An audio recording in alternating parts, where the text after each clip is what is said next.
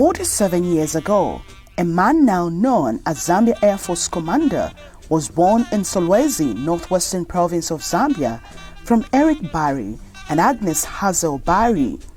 His father was an expatriate teacher from England, while his mother was a Kaunda lady from northwestern province.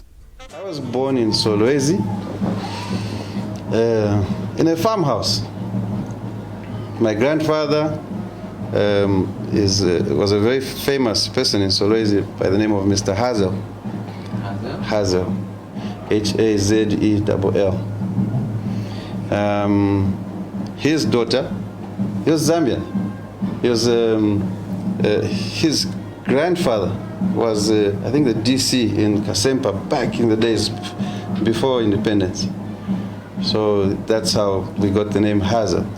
But he was born to a Zambian mother, and his name was John Hazel, my grandfather. So his firstborn daughter is Agnes Hazel. That's my mother. And my father was British, Mr. Eric Barry. And for anybody who was in school doing technical drawing, doing woodwork, metalwork, they would know Mr. Barry. That was a famous name in the schools. He was a head teacher, he was head of department for technical studies at Kamwala in the 80s. Most of my older generation citizens and even maybe people who are in highly placed positions will tell you that they knew of that. There were some school books that were he had written, and everybody used them. Even today they're still in school, E. Barry. So he came in from England in the 60s, sorry, 67 is when he came into Zambia, married my mother, and I have, how many brothers now? We were 6 altogether, 1 sister and 5 brothers. Let me count them nicely first. Yeah, I think, yeah, so it's 6. Okay, so four brothers. I'll get back to you there. Okay. I don't want to misquote my own brothers and sisters.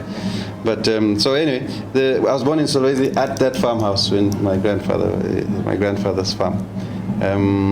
I grew up in Solwezi, primary school at Kikombe Primary. First of all, when my father was here in Lusaka, I was at International School of Lusaka up to grade 3. That was when the schools. I started in 1979. I think I was 5 years old. 1979, 80, 81, I think 82, 83. About there, that's when we moved back to Solwezi. Went into grade 4 at Kikombe Primary School. Finished my grade 7 there. Went to Solwezi Technical School, the famous SOTEC, and I went up to grade 11 there. Ended up going to England with the family, with my father. When he retired, decided to go and try it out in England. So we went and stayed there for about 2-3 years. 2 years, actually, because I went back, I did my grade 11 and 12 at UK. In Cornwall was where we stayed, in a school in Cornwall, where I was a prefect there. Within just the first 3 months of being in school, became a prefect at that school. I finished my school there in 91. I came back to Zambia and joined the Air Force in 1993. So 93 to date, that's about what? 27 years? 28 years? 28 years, right?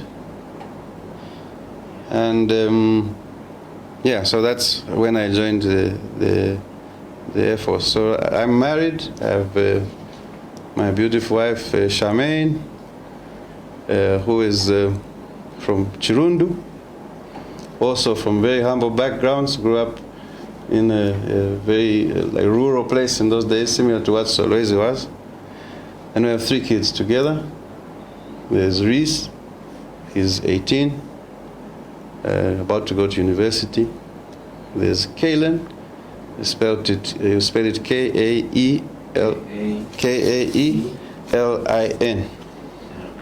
Yeah. Uh-huh.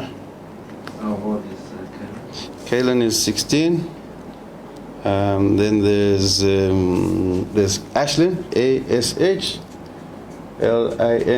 the noisemaker of the family. He's 10 years old. Growing up in Solwezi, Lieutenant General Barry, as a white boy, never had it easy, as he was a regular victim of racism and bullying from other children. About growing up in Solwezi, I can tell you I didn't have it easy. I didn't have it easy. On a personal note, I found it difficult because, and I don't say too much, because I mean we're all young, but a white boy in a school where predominantly we're all dark-skinned, I was not accepted. I was not. I was bullied a lot, made fun of, called names, and I think that's something that I was very sensitive about that time. And so even from my primary school, there are very few people that I would even remember now as friends. Yeah, and being that's Solwezi. I mean, you can understand that, and there was nothing wrong with people, using bad language against you because of your color, even in the schools. Because we were told to run with, to take off shoes, because not everybody could afford sneakers. So PT, what we call PE those days, take off shoes. Now my feet are they're soft, very soft. I can hardly walk on anything. But I had to. I was not given any leeway. I had to remove my shoes and limp around on the football pitch. So again, I think in all those ways it was not. When you talked of things like sunburn, sunburn was not something you'd know. And when teachers would tell you get out in the sun, you'd get home sick. But nevertheless, I soldiered on. I went into the Boy Scouts when I was in primary school, and I became the Scout Police. I was even commanding police, rather Boy Scout flights, at the age of about maybe 10, 11, somewhere there. So, and I remember meeting the late president, our first Republican president, Dr. Kenneth Kaunda. When he came to Solwezi, I was actually sick. I had chicken pox. But I insisted on being on the parade to see the president. And I remember for the first time seeing him in the flesh, and I just remember him putting his hand on my head and saying, "Well done, young man," with his handkerchief. So that was on an Independence Day, I think, in Solwezi, at the airport. Secondary school, people get mocked for being fat, for being thin, for being short, and I was one of those just for being white. But again, I quickly got over it. I have a humorous way of dealing with things. I don't take things to heart. When I was young, yes, because you can imagine in those days at school, where if I was in grade 5, then I was 10 years old. I sat on a desk with a man who had a beard and had children. And that was in I think grade 7. So now you can imagine, if this guy is bullying you, what do you do? What can you say? And this was the thing. We went in that school and there was nothing. There were small desks. If you were lucky, you sat on a desk. If not, you sat in the corner on a brick. And these were places where we were told to bring blocks to school to help build the school. Partially the classrooms were done, others were not. So, I mean, it was a rough place. So even just coming from International School of Lusaka, and I used to travel with my parents, my dad, to the UK quite often, then to come back and get into that school with that sort of environment, it was challenging. But I got, like I said, when you get older, then people around you tend to sympathize with you, and then also, when you're at secondary school, it's more about performance. And I can't say I was always number one in my class, but at least I was giving them a run for their money. I was either 3, 4, 2, maybe, I don't think I even got 1. Maybe once I must have gotten 1. And that was to my father's annoyance, because he says, I'm a teacher in this school. And he was my teacher as well, when we were in Solwezi. So he says, how do you fail to beat some of these others But it wasn't something that he'd really rub into, to keep on irritating me. No, he'd say it once and we would laugh it off. But I think there I got the respect because of my academic prowess, I think.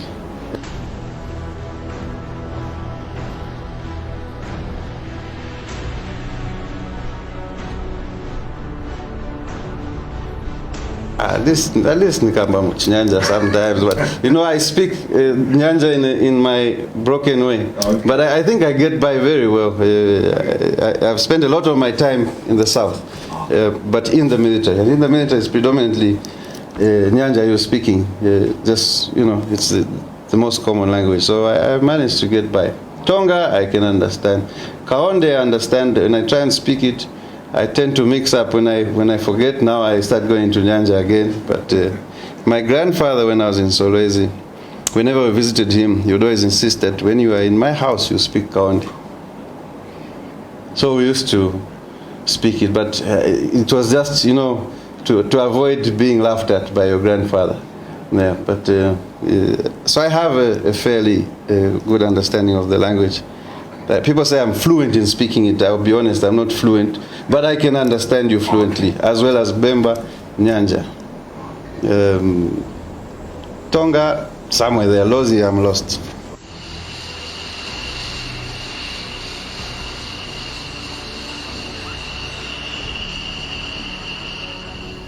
Being a pilot is a dream come true for Lieutenant General Barry, who when growing up would frequent the Solwezi airstrip just to catch a glimpse of some aircrafts as they took off or landed. Whenever we went abroad, we would obviously fly. And it didn't take long for me to fall in love with an aeroplane. So every time we would go, my father knew the procedure. He would have to go and ask the pilot if I could go to the cockpit. And that was my dream from, even if you ask, my mother always mentions, says, when you were, just from the time you could walk, almost, you started looking at airplanes.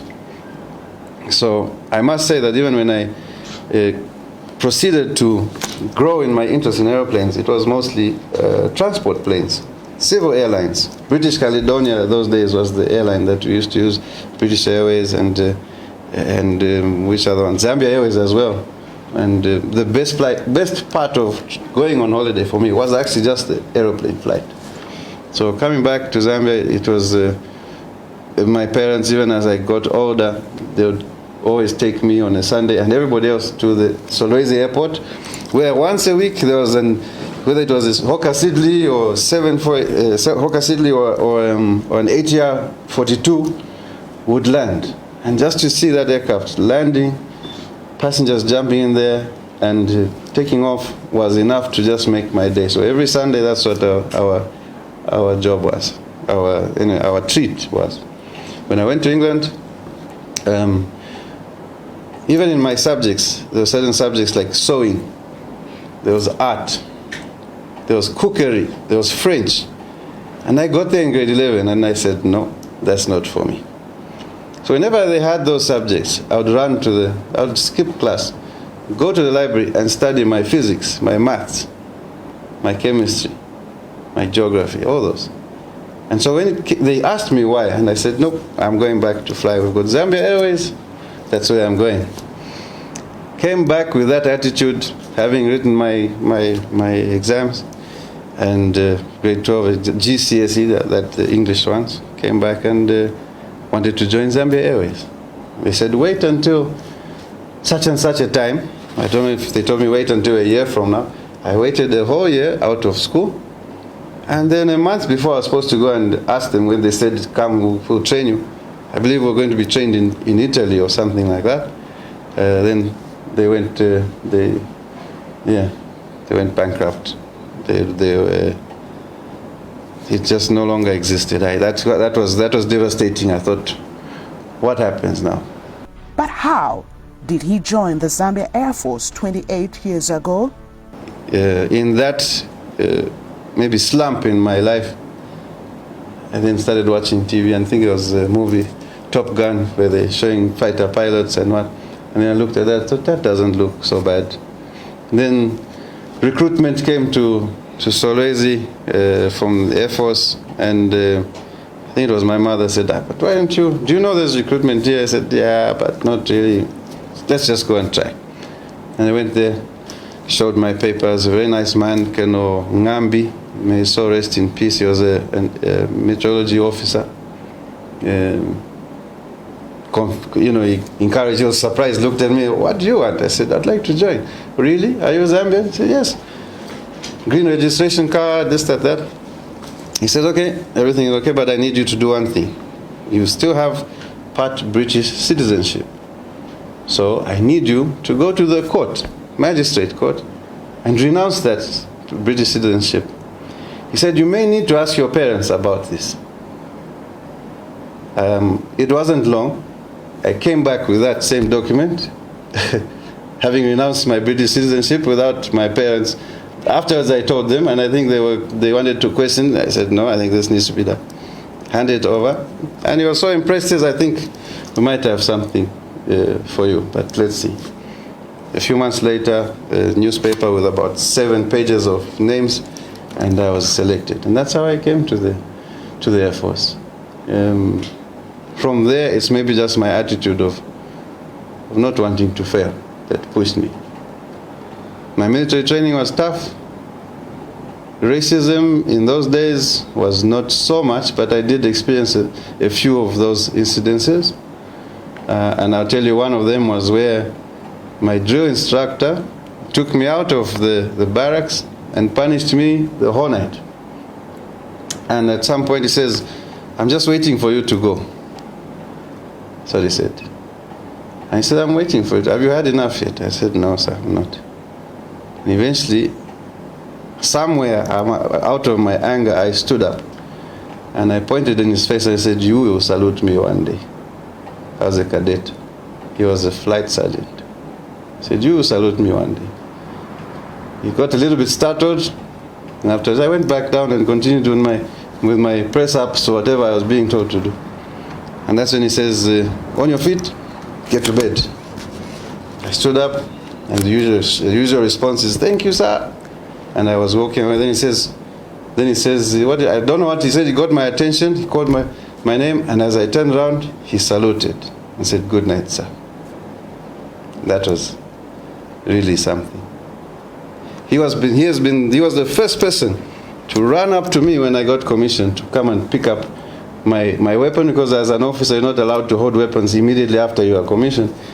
He was the first person came sprinting up to me to pick up the rifle and salute me. Congratulations, sir. And ever since then, everything I did, he was one of the first to always congratulate me or come and see me to pass his congratulations.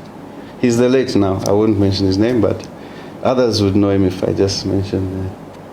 A year after joining ZAF as a commissioned officer, Colin Barry rose up the ranks of the Zambia Air Force. I've gone to all the ranks, obviously. Second lieutenant, that was in 94.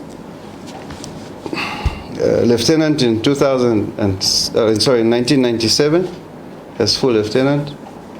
And that's when I became an instructor at lieutenant rank. Captain, 2001. Major was at 2004. So Lieutenant Colonel 2009. And then Colonel 2013. Then I was promoted to Brigadier General in 2019. Then you know the rest. Lieutenant General on 30th of August 2021. Flying training has been one major area of interest for the new ZAF commander, who has undergone several trainings just for him to serve his country better.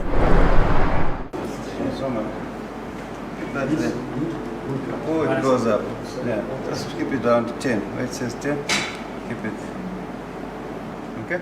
I'm a category A qualified flying instructor. I have over 4,000 hours flying piston, turboprop, and jet aircraft. Before I was brought here, I was Air Officer Commanding Strike Command. I was in charge of Strike Command, which is a formation of the Air Force, which is responsible for, it's the offensive part of the Air Force in the air operation realm. And I hold although it's a lapsed, but I hold a commercial pilot's license, but it's only on a single engine Cessna 182, which I hope to improve upon. I have a number of, apart from my instructor's qualifications, which I got from here within the Air Force. I did not train for any of my flying experience outside. Everything was within Zambia at flying training school. I've done the crew resource management course, quite a number of them actually. I've done a teaching methodology course. I went to the US for, I'll just maybe explain, then you'll see them. I went to the US for a jet engine mishap investigation course. In other words, it's a course to do with, these are all to do with accident investigation. An international flight safety officers course. I did my senior military command and staff course here at Kamwala, at the command and staff college there. Then I went to China for defense and strategic studies course, for which I hold an advanced diploma. And then I have a master's degree in national security strategy, which I also obtained from China in my year there.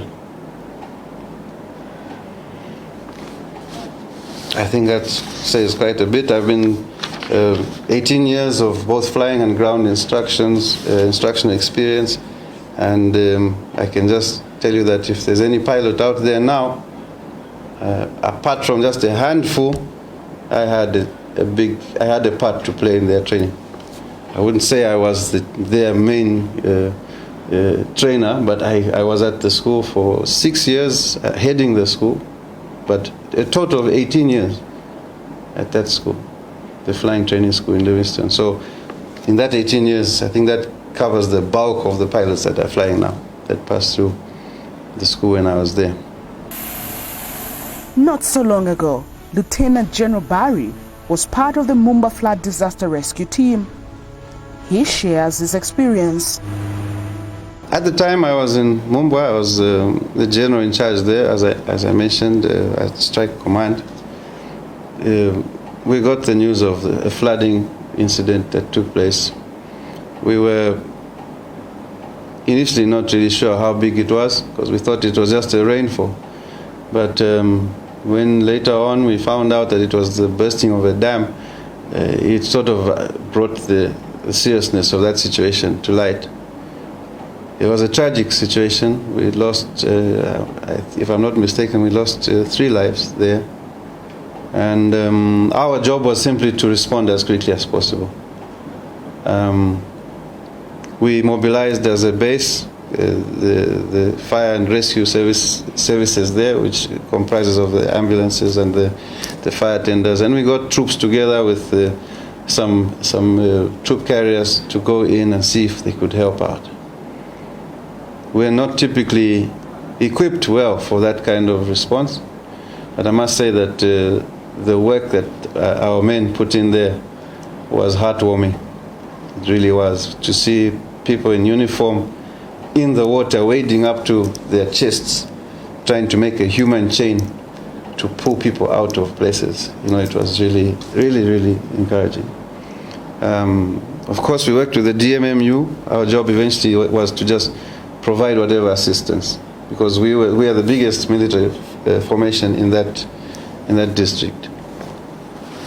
So yes, we worked closely with the government authorities, and of course there were some photos taken. that eventually got leaked and then had a lot of comments. Some of them were quite interesting. But that lasted only my involvement there, because after 2 days, I just worked for, I think my involvement there personally was for about 2 days. Then after that, the others went in to continue the work that we had already started. Yeah, but we just tried to do the best we could, and it's just unfortunate that we still lost a few lives.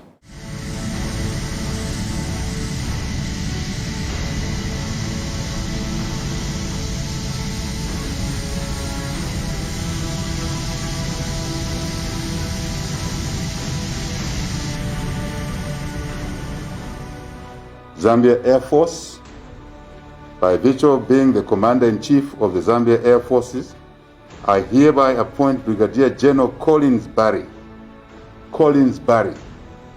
to be the new Air Force Commander and promote him to the rank of Lieutenant General in the Zambia Air Force with immediate effect. But how did the news of his promotion as ZAF Commander reach his ears? I was relaxing in Mumbwa with my wife after having a late lunch, two glasses of wine. And after that lunch, we said, this is the only glass of wine we're having, let's put away. We started putting away the bottles, the bottle of wine, and then somebody phoned my wife, and I could just hear screaming on the phone, and I thought something had gone wrong. But the screams were of happiness. And then they said, switch on the TV, check. We said, no, you're not serious, it can't be. Switch on the TV. We switched it on, and we had missed the part that we had been. And then the first phone call I got personally was from the outgoing Air Force Commander, General Muma, who sounded very pleased and congratulated me. So the first person I spoke to, that's amazing. I, Colin Barry, having been appointed Air Force Commander, do swear that I will well and truly serve the Republic and President of Zambia, that I will be faithful and bear true allegiance to the President and the Republic of Zambia, that I will preserve, protect, and defend the Constitution of Zambia as by law established, and that I will not directly or indirectly reveal or transmit any such information or matter as shall be brought under my consideration or shall be made known to me by reason of my office, except as may be required in the discharge of my duties as such, or with the authority of the President. So help me God.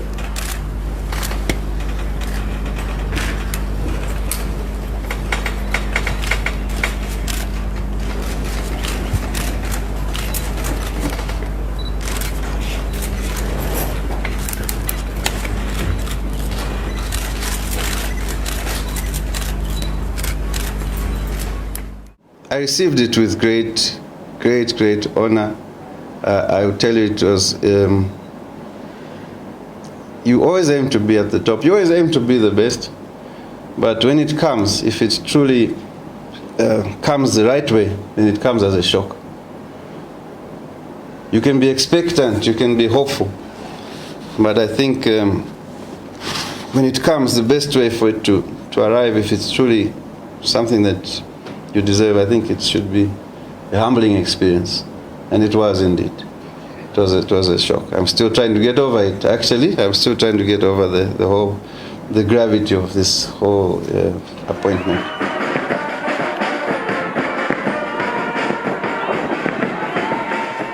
As ZAF Commander, Lieutenant General Barry hopes to leave the Air Force better than he found it, building on the achievements of his predecessors. My plans for the Air Force, I acknowledge we have a good Air Force.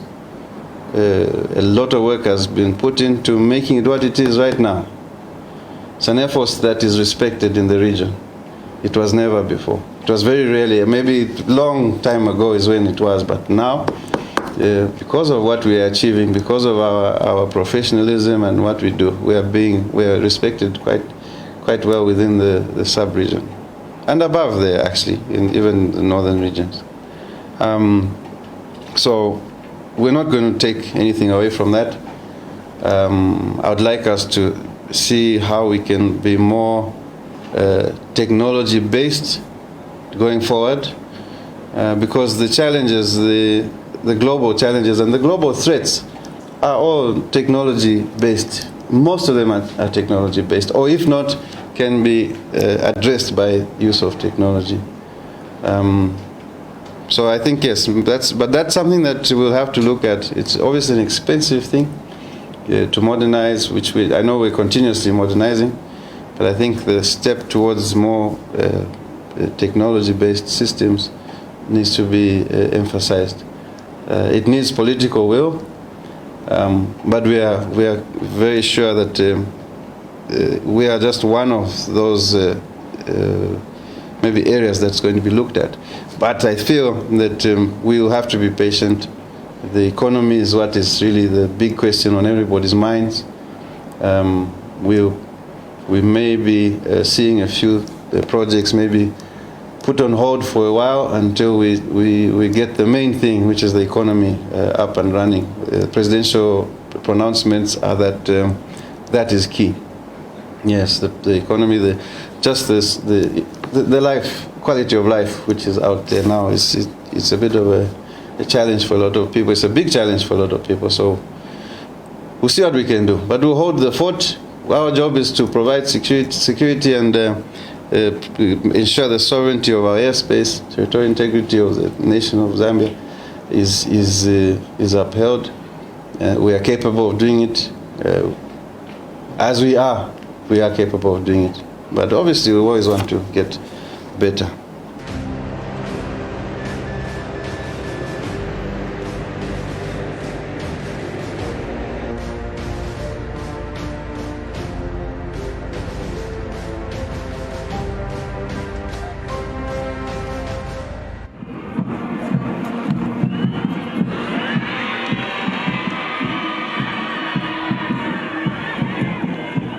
In our family, we're all different shades of color. Okay. I'm the lightest one. Okay. So if any of my others had joined the Air Force, I think the frenzy that's going around wouldn't have been half as much as what we're getting now. Yes, yes. Yeah, so just ironically that it's ironic that I'm the one that goes into a place that makes it look more difficult. But yeah, but we're all just the same family, but different shades of color. So yeah, but that's just an interesting part. As much as I talk about the racist issue, that really is hitting social media, and that's what's creating, making people lose time because they're just always following this thing. I'd like to mention very clearly that I feel the Air Force is my home. I talked of those incidences when I was young. It was just maybe the issue of acceptance, that maybe this was not right. Who is this guy coming in spoon-fed? Must have been brought in by somebody big, and so I understand that. But from that time onwards, as probably from the rank of lieutenant, second lieutenant onwards, I can tell you this truly, I've not seen anything to do with racism in this Air Force, neither in the Army or the ZNS. And I'd like to mention that when I put on this uniform, I can't walk 5 meters without a strange look out there. But when I put on this uniform in a military cantonment, there is no such reaction. I've never noticed it. I've never seen it, and I don't see it having been a factor in any way. I've never seen it. I've never felt it. I've never heard it, and I want to be clear on that. That is something I'm very proud of. And when I take off this uniform and hang it up, that will be something that I always miss, being comfortable. Because let me walk into a shop. I've seen people even in shops where I'm coming from in Mumbai. He passes and he'll pass a comment, "Go home, what are you doing here? Go back to your country, what are you doing here?" And I'll just pass him by. But it's those who are around me who now go, "Hey, what are you saying? Why you don't even know that he's..." So I've stopped that. I've stopped asking for people to be polite about it. You go into a market, you'll just be harassed there. Until I start talking Nyanja or speaking in the language that, then that's when they, it's one of us. But you have to sort of pass the check when you're out there by having maybe friends around you who will talk with you, and then that's when others will say, but if he's with him, then okay, let's, But in the Defense Force, there is no such thing. You walk into a gate, no matter what base, what unit, I'll see a surprised look, but I'll get the same response that anybody else will get. So that's a very positive thing I'd like to say to the nation, to everybody at large. And there's all this about, who is this joining? Why is he? I've got officers out here. Ask them, go and see. Go and ask. Not one will say, Muzunguja. No. He says, it's ours.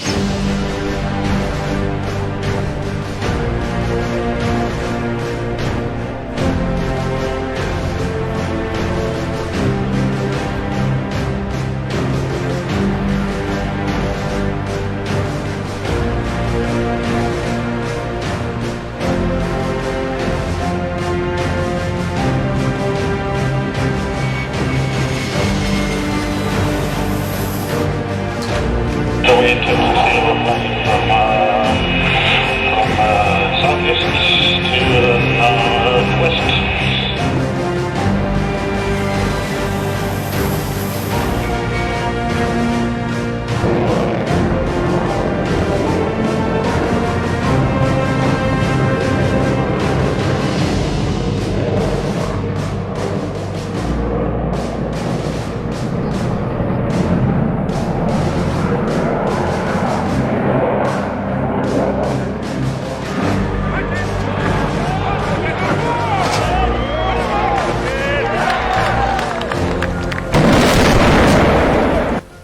Rising through the ranks, Lieutenant General Barry has 8 medals to his name: Commission Medal, Proficiency Medal, Distinguished Flying Medal, African Union Operation Medal, United Nations Medal, DRC Medal, 40th Anniversary Medal, and the 50th Anniversary Medal.